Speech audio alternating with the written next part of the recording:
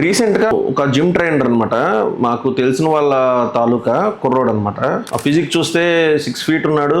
అసలు ఎక్కడికక్కడ మజిల్స్ కానీ అవి కానీ. అతనికి సడన్ గా కొలాప్స్ అయిపోయాడు అనమాట. కొలాప్స్ అయిపోతే మన హాస్పిటల్ తీసుకొచ్చారు ఇమీడియట్ గా. తీసుకొచ్చిన తర్వాత వెంటనే పేషెంట్ కూడా కాన్షియస్ గా లేరు. అతను ఎంఆర్ఐ స్కాన్ తీపిచ్చామండి. ఎంఆర్ఐ స్కాన్ తీయగానే మనకి అందులో సిఎస్విటి ఉంది, కార్టికల్ సైనస్ వీనస్ థ్రాంబోసిస్ అంటారు అనమాట.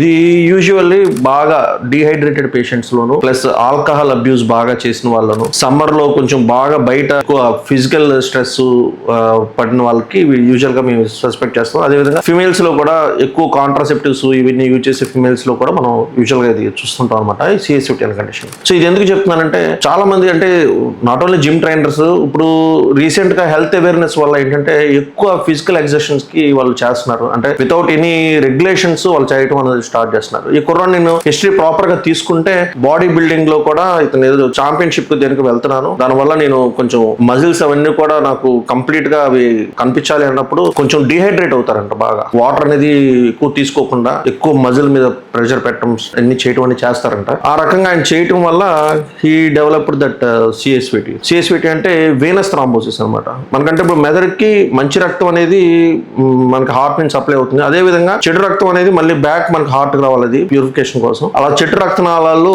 మనకి వచ్చేవాడివి దానికి వచ్చే సెపరేట్ గా సైనసెస్ అన్ని ఉంటాయి అనమాట మన బ్రెయిన్ లో. సో యూజువల్ గా ఈ బాగా డిహైడ్రేట్ అవడం వల్ల ఆ సైనస్ లో అనేది క్లాట్ ఫామ్ అవుతుంది. అలా క్లాట్ ఫామ్ అవడం వల్ల చెడు రక్తం అంతా కూడా నిలిచిపోవటం వల్ల బ్రెయిన్ చుట్టూ కూడా మనకి ఒక కొంతమందికి ఏంటంటే అది పగిలి హిమరేజ్ లాగా అవటం, కొంతమందికి ఏమో ఆ బ్రెయిన్ చుట్టూ కూడా డ్యామేజ్ అవటం లాంటిది జరుగుతుంది. దీన్ని వీనస్ థ్రాంబోసిస్ అంటారు అనమాట. సో ఇలాంటి పేషెంట్స్ మనం ఇమీడియట్ గా వెంటనే ఐడెంటిఫై చేసి వాళ్ళకి కొన్ని యాంటీకోయాగులెంట్స్ కానీ ఇట్లాంటివి ఇచ్చి ఇమీడియట్ గా మనం లక్షణాలు ఏంటంటే వెంటనే ఫిట్స్ తో రావటం, కొంతమంది కంప్లీట్ గా అన్కాన్షియస్ పడిపోవటం, కొంతమందికి కాలు చేయి వీక్నెస్ రావడం, ఇలా డిఫరెంట్ లక్షణాలతో మనకు ప్రెజెంట్ అవుతారు. సో నేను చెప్పేది ఏంటంటే ఎక్సర్సైజ్ అనేది రెగ్యులర్ గా చేయండి, బట్ ఓవర్ ఎగ్జర్షన్ తో మనం ఫిజికల్ ఎక్సర్సైజ్ చేయడం వల్ల కూడా మనకి బ్రెయిన్ డ్యామేజ్ అనేది జరుగుతుంది. Thank you.